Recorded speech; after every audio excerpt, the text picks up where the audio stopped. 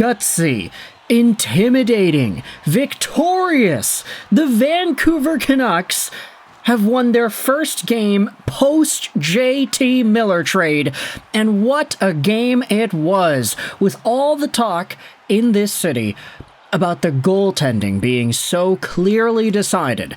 Okay, this is Kevin Lankinen's crease. Thatcher Demko has not played up to snuff. He's still slowly recovering from whatever it is that he had suffered from last year. For now, it's Lank the Tank, who is supposedly the main starting guy. Right?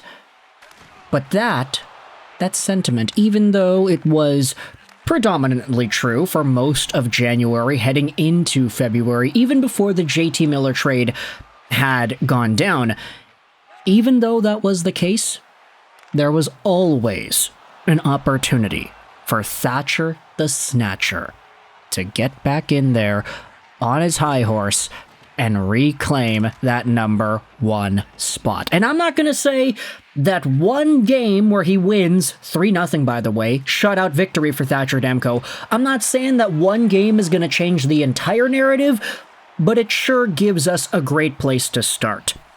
Because Thatcher Demko absolutely gave this fan base hope in the second period. I saw a tweet, I didn't remember exactly who it was posted by, so I apologize to the one who made it, but they went out there and talked about how a 2-minute segment in the second period was enough for Thatcher Demko to give this entire fan base hope, and the Canucks didn't even hold on to the puck at any point in that segment. We are talking about the second period flurry that the Colorado Avalanche had, cross creases, lots of puck movement, and a whole bunch of scoring attempts where Thatcher Demko stood tall, post to post, lunging to his left, making the saves with the blocker, making the saves with the glove, grabbing it out of midair. He was able to make these stops without a stick. It was a 2-minute segment where the Canucks got absolutely hemmed into their zone with McKinnon, Makar, and everybody else that you would expect on this Colorado team just toying with the Vancouver forwards and D. Yet Thatcher Demko, the Demko wall stood tall, kept the puck out of the frame, and the building started chanting, "Let's go Demko," in the meantime.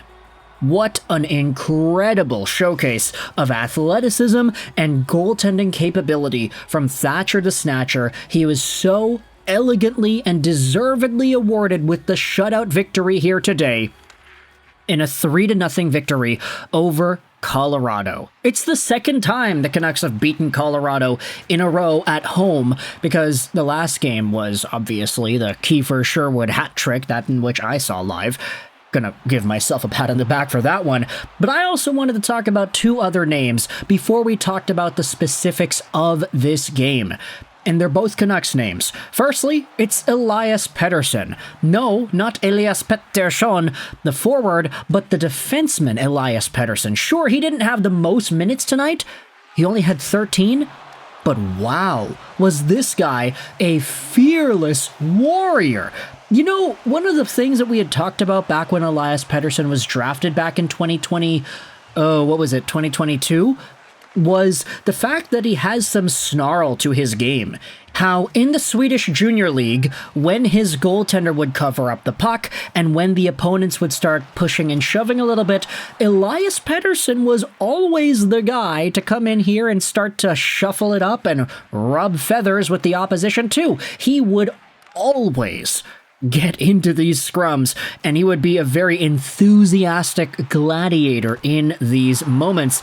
And so heading into the NHL, Elias Pettersson, in what has only been his 4th NHL game, he goes out there and does exactly that. This guy was bodying the Colorado Avalanche. Huge hits on the rush, big stand-up plays to prevent the opposition from coming into the zone with deep forechecks. He was out there swinging and standing up for his guys. This Elias Pettersson is a fearless competitor, and it was so great to see these Canucks guys, the young guys and the new guys, stepping up for their teammates and standing up for their guys. When one Canuck would get pushed around or shoved, you had a whole bunch of other guys coming in there battling it out too. I saw Taj tweet about this, say something like, "Oh yeah, I'm surprised that Elias Pettersson can go out there and stand up for his teammates. I thought only good Canadian kids could do that." And, you know, it's kind of a stereotype about Swedish players being a little bit softer, but between Höglander and Elias Pettersson, even Linus Karlsson to an extent, there was some snarl in this game, and I think that's one of the better parts about these young guys. They have that fire, and we haven't seen that out of a good chunk of Canucks play this season, especially after Nikita Zadorov left last year. But I did say I wanted to talk about two names after Thatcher Demko. Elias Pettersson is one of them. The other is Brock Boeser. I know he scored a goal today, but oh my gosh, this guy. What the hell is going on with Brock Boeser? The first period was already bad enough. Like, Boeser, you gotta lock in. You gotta hit the net. You gotta get your shots off quicker. You actually have to get a puck on goal that's not going 20 miles an hour. Actually shoot. Actually make plays. Stop turning it over. In the third period, okay, the guy gets himself a goal. Great. It's a 2-0 game, courtesy of Brock Boeser, because he scored on the power play. The Canucks had a lot of power plays in this one, by the way, but he scored on the power play on a cross crease. Really nice play there. Nice.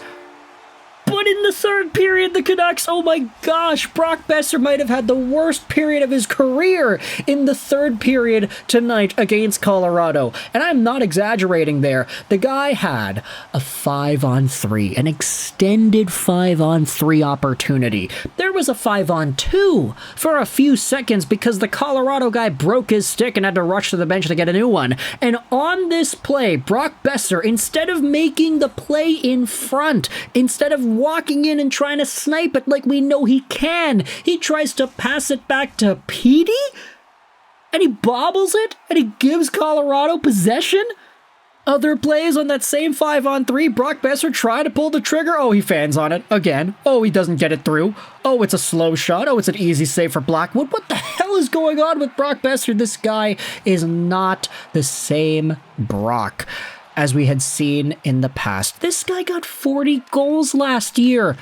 And then they said in the broadcast, yeah, he scored a goal. He's got 1 goal in his last 10 games. Like, I don't know what's going on, man. Thatcher Demko was able to come back. We're seeing JT Miller starting to come back in New York. That guy's getting all his points back up there. But what was the number one thing that people said when JT Miller got traded? Okay, what the hell's going to happen to Boeser now? He's playing on a line with DeBrusk and Petey. These guys aren't necessarily fast. Brock Boeser certainly doesn't have the Archangel's wings on his feet either. That guy, slow as molasses. And now in a game like this, he has prime opportunities to contribute even more than just the 1 goal that he had, and it's not even like, oh, he shot it and it was a grade A chance and Blackwood made an amazing save. It was he straight up fumbled it. He screwed it up multiple times. And I'm being very harsh on one particular guy. I feel like the fact that he scored a goal gives us the right to overly criticize him in a way, but still, like, this was one of the worst gosh darn periods I might have ever seen out of this guy. And he scored a goal. Like, I don't know what it is, man. We should be happy celebrating. Oh, the team won. They beat Nathan McKinnon and Makar, and I did all this without Hughes. That's great. But Brock, man, what the hell? Anyways, let's talk about the actual goals that were scored, because we got a minute left in this video commentary. First goal of the game, second period, it's Jake DeBrusk assisted by Phil Hronek. It is a really nice goal here on the rush, where Hronek ends up throwing it on goal from distance. The puck bounces up in the air after it's stopped up by Blackwood. DeBrusk picks it up, he grabs it Air Jordan style, puts it on the ice, and then just shovels it by Mackenzie Blackwood. What a nice goal there on the rush for DeBrusk, his 19th on the year. Phil Hronek with his 13th assist on the season. Hronek's going to start having to get some points here, man, and that's exactly what he did in Quinn Hughes' absence. Second goal of the game, making it 2-0 Vancouver on the power play. Hronek with a long pass up the left wing to Jake DeBrusk, who walks in on a 2-on-1. He does a beautiful cross-crease pass to Boeser, who's there on the back door. This is after Boeser missed a multitude of chances earlier on in the period and the game.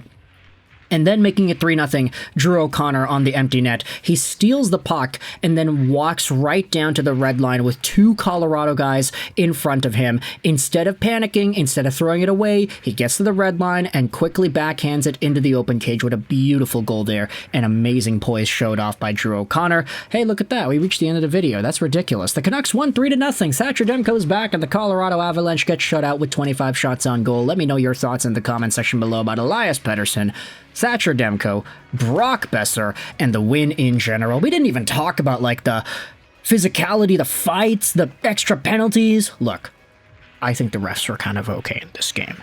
And I know Colorado fans were going to get really pissed off because I said that, but hey, your guys were going out there doing some damage. Miles Wood, I think that guy might have played his way off the team. Who really knows? Thoughts in the comment section below, though. I hope you enjoyed this video.